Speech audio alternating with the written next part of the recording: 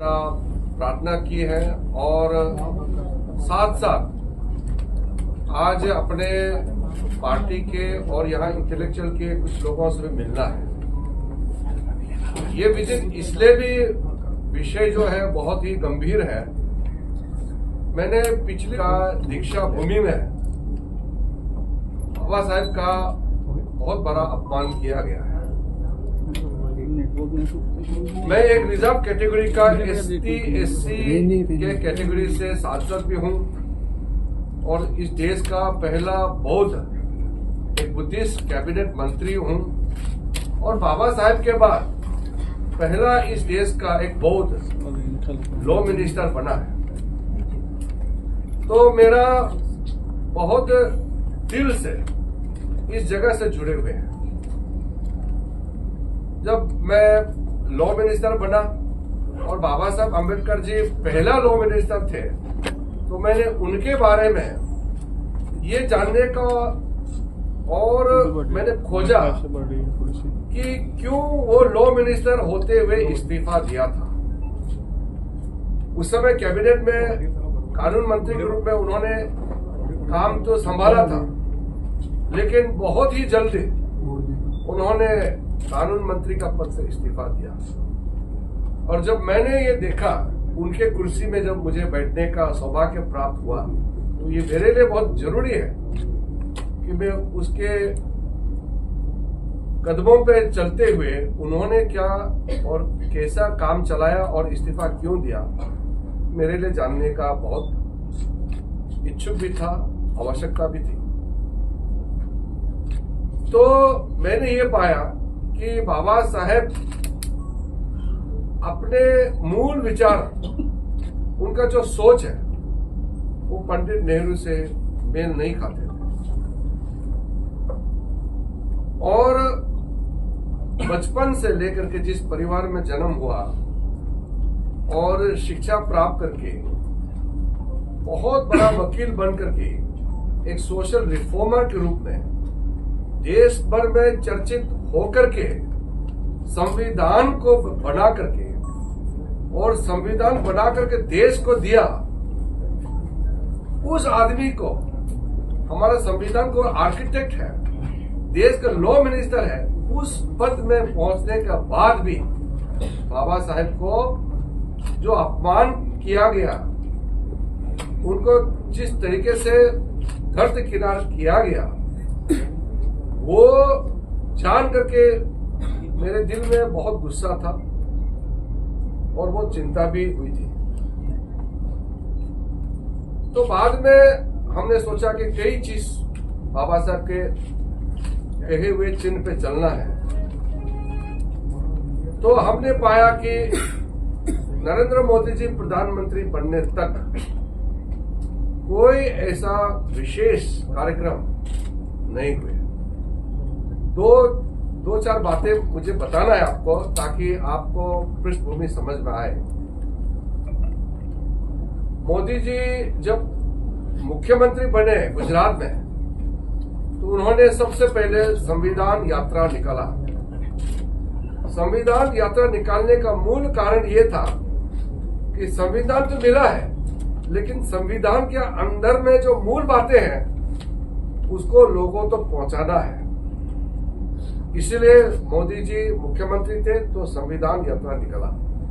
बाद में मोदी जी प्रधानमंत्री बने तो प्रधानमंत्री बनने के बाद उन्होंने 26 नवंबर को संविधान दिवस मनाने का घोषणा किया।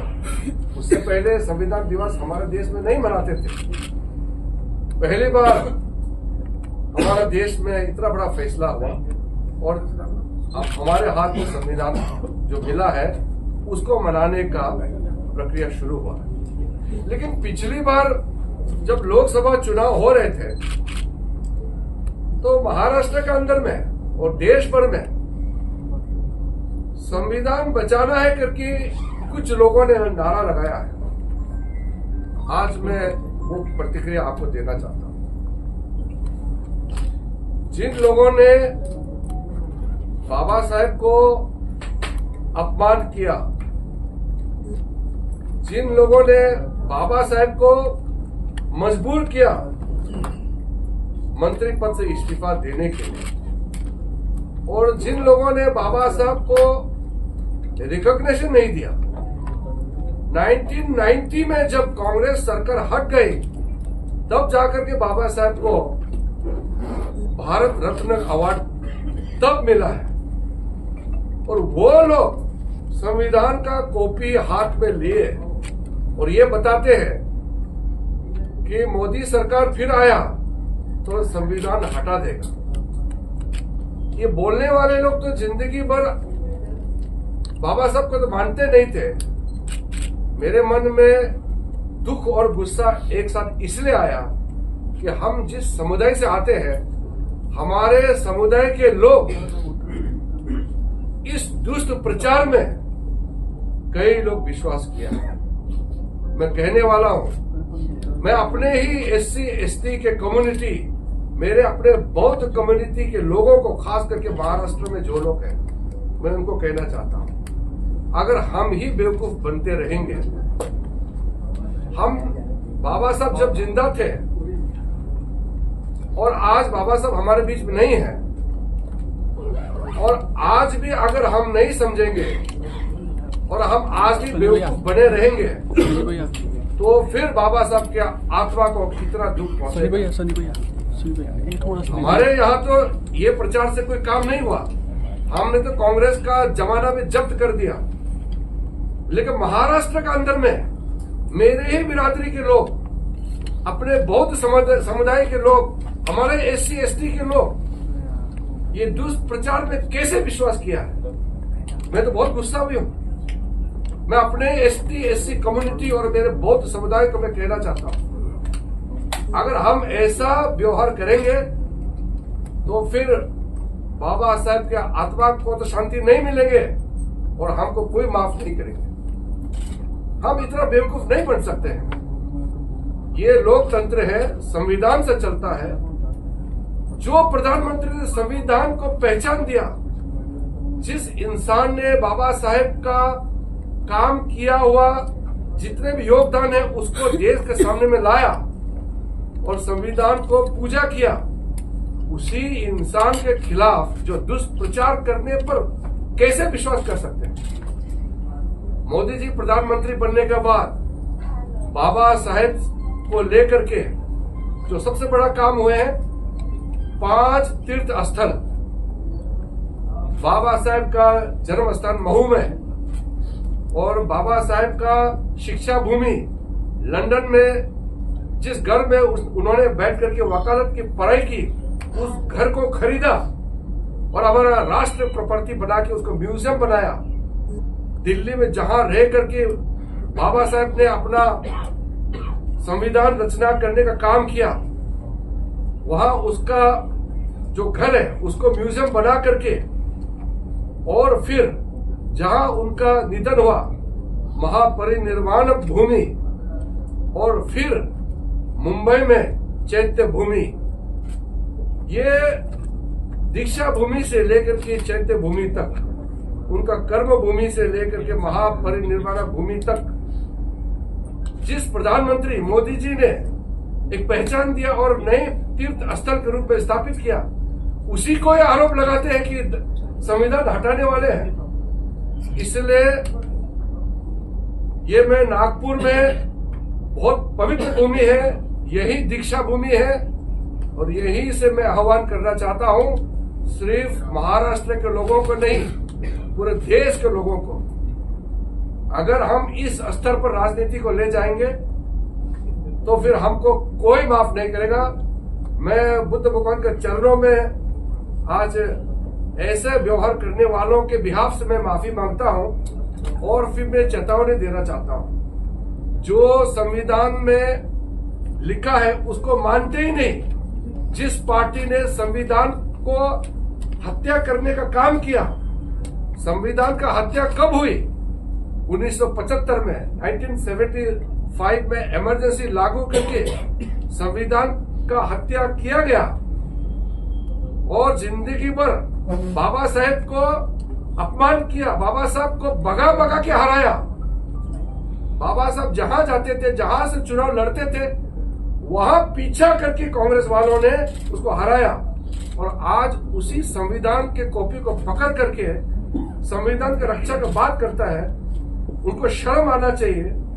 मैं संविधान के जो पन्नों के बारे में नई जानकारी रख करके संविधान पकड़ के नाटक करते हैं, उनको चेतावनी देना चाहता हूं। मैं इस देश का पार्लियामेंट्री अफेयर्स मंत्री भी हूं। संविधान का रक्षा करना हमारा दायित्व है। मैं संसदीय कार्य मंत्री होने के नाते पार्लियामेंट का संचालन करने का जिम्मेदारी है। इसलिए पार्लियामेंट में जिन्होंने संविधान के कॉपी को पकड़ करके बाबा साहब का अपमान करने का जो नाटक किया, उन लोगों को भी मैं यहां से चेतावनी देना चाहता हूं। अगर ज्यादा नाटक करोगे तो फिर हमको सड़क पे उतरना पड़ेगा। और महाराष्ट्र में हमारा SC ST पॉपुलेशन बहुत ज्यादा है। हमारे भारत देश में सबसे ज्यादा बौद्ध का संख्या भी महाराष्ट्र में है। इसलिए मैं विशेष करके आज दीक्षा भूमि में आकर के मैं ये बात कह रहा हूं। हमने एक निर्णय किया है, पूरे महाराष्ट्र में बाबा साहेब के नाम से जुड़े हुए जितना भी स्थल है, हर एक जिले में हम संविधान भवन का हम कंस्ट्रक्शन करेंगे, हम निर्माण करेंगे। महाराष्ट्र के मुख्यमंत्री जी से मैंने बात किया, महाराष्ट्र के उप मुख्यमंत्री देवेंद्र फडणवीस से मैंने बात किया, क्योंकि मैं अल्पसंख्यक मंत्रालय का भी प्रमुख हूं। माइनॉरिटी अफेयर्स मंत्री होने के नाते हमारे देश में 6 अल्पसंख्यक समुदाय हैं।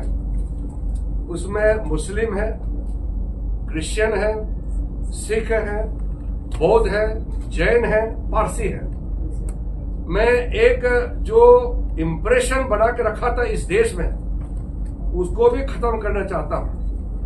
कांग्रेस के जमाने में माइनॉरिटी अफेयर्स मंत्रालय को मुस्लिम अफेयर्स मंत्रालय बना के रखा हुआ था, और माइनॉरिटी मतलब सिर्फ मुस्लिम, और माइनॉरिटी कमीशन को भी अध्यक्षता करने का अधिकार सिर्फ मुसलमानों को दिया हुआ था। ये कितना बड़ा अपमान है बाकी लोगों को कि कांग्रेस ने रूल बना दिया कि माइनॉरिटी का कमीशन है, उसका अध्यक्षता सिर्फ एक मुसलमान ही कर सकते हैं।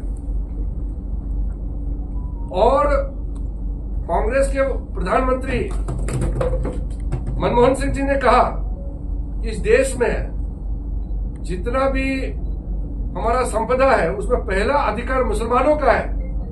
सार्वजनिक बयान दिया, मैं उसका भी घोर निंदा करता हूं। यह कहना चाहिए कि इस देश में जितना संपत्ति है उसमें पहला अधिकार गरीबों का है, यह कहना चाहिए था। मैं सारे माइनॉरिटीज को बराबर नजर से देखता हूं और सबको बराबर ले जाना चाहता हूं, चाहे मुसलमान हो, चाहे बौद्ध हो, चाहे सिख हो, चाहे ईसाई हो, चाहे वो पारसी हो या जैन हो, सबको बराबर नजर से देखेगा।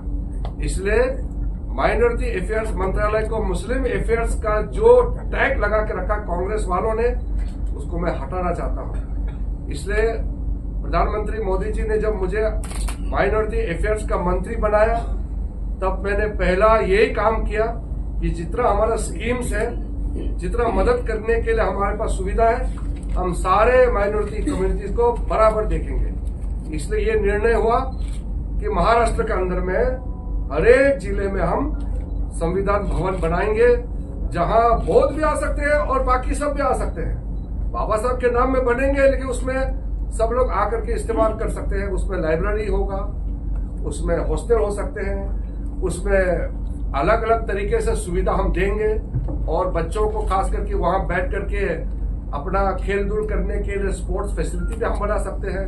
बहुत सी चीज हम देने वाले हैं। ये सारा हमने तय कर लिया है, प्रोजेक्ट बना रहे हैं।